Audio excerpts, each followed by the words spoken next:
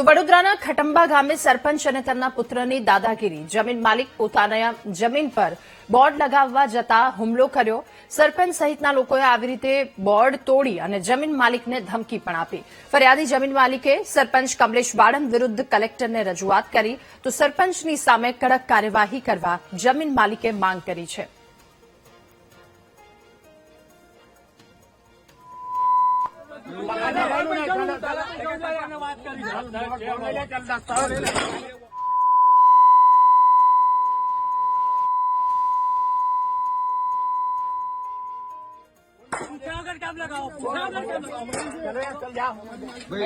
बाहर निकल चल बाहर निकल चल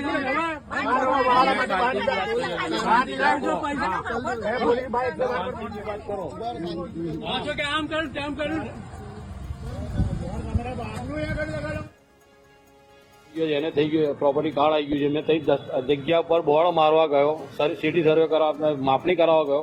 માપણી બધું થઈ ગયું. પછી સરપંચ પોતે આવ્યા, એના છોકરા એમના ભત્રીજા બધા આવ્યા, અમારી જોડે ઝપાઝપી કરવા, અમારું બોર્ડ ઉખડીને ફેંકી દીધું, ગાળો બોલવા મળ્યા, અમને મારામારી કરવા લાગી અમારી જોડે. મેં મૂળ માલિક જોડથી જગ્યા વેચાણ લીધેલી છે, મારો દસ્તાવેજ થઈ ગયેલો. તો બી દાદાગીરી મને એવું કહે છે મારી જગ્યા પર તમારો પગ મૂકવો નહીં, કોઈ નહીં, મારી રજા સિવાય. મેં આવશો તો મારામારી થશે ને ભગાડીશું પાછા અહીંથી.